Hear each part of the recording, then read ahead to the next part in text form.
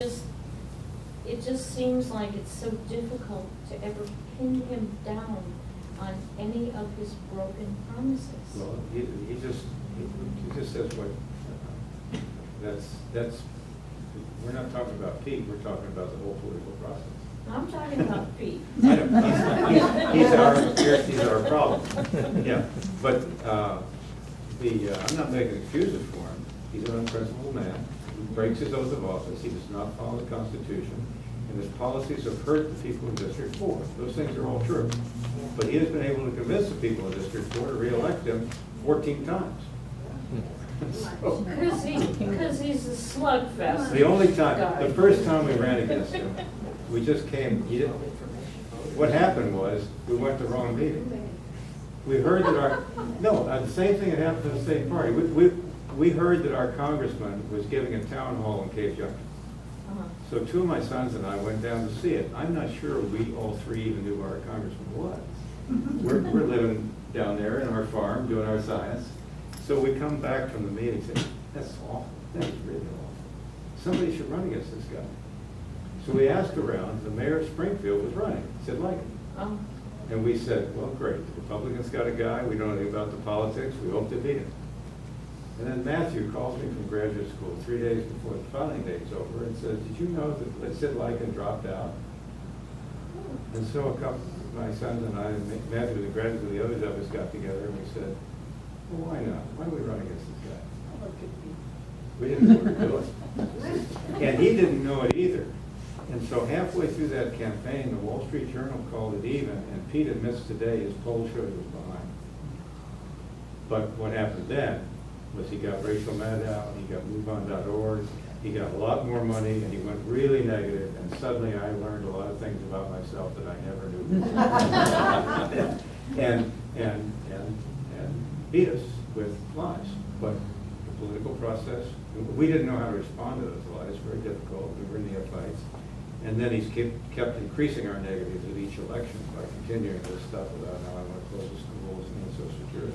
You know, I don't want to dominate this, but I got an email, and I since heard on a Monday call today, a gentleman, and I can tell you how to get to the recording for the Oregon information. It's a lobby, you know, the OLC. The Freedom of Information Act requests, especially for the schools and the administration and their credit cards, which are rampant in their abuses. But I think that we may be able to tear it down if we could figure out how to get the FOIAs to go through. Now, I got an email from somebody who I can tell you later, who said that the FOIAs to request things from within the state of Oregon have become incredibly expensive. And I don't know what the rules are, and I don't know if you've checked into that, but I think we could take this alabaster kingdom down if we could prove why the students' tuitions are so high because of the money that's being wasted through the credit card fraud by the people in the admin. Yeah, well, there's vast amounts of scandal that you can uncover. You know it's there when you look at the amount of money you're spending with it. In Portland, it's I mentioned $450 for 30 students in 9 months in Washington, D.C., 300,000 across the country. In Portland, it's 360,000. And I had a nice meeting with him. He's a nice man. He's one of the members of the school board, 5 members of the school board in Portland. They're the guys that just voted that you can't have a book that mentions climate change except. Oh. Yeah. Okay, so he's one of those 5. But we didn't talk about that, but I talked to him about the schools, and I got all the numbers on the sports schools. And I said, what could be done to help those schools? What's the most important thing that's needed? And he's concerned about schools. He says, well, we need smaller class sizes. We got 32, 33 students per class. We need more smaller class sizes. And I went to school with 30 students. I don't think it's a problem. But I figured out what the class size would be if all the money in the Portland schools went to the teachers. You know what it is? 5 students in each class. Oh my God, wow. So they'd practically be tutoring. So you know the money's being wasted. You know that half the people in those schools don't teach, and you know they're unprincipled enough to do that, so I doubt that they handle their credit cards well either. I spoke to a young couple that's not here tonight, and I was actually busy campaigning in the Fred Meyer parking lot after 11 o'clock last night. After the store closed, they had to take our carts away. But anyway, LCC, they're both graduated. It was, and I wish they were here tonight, darn it.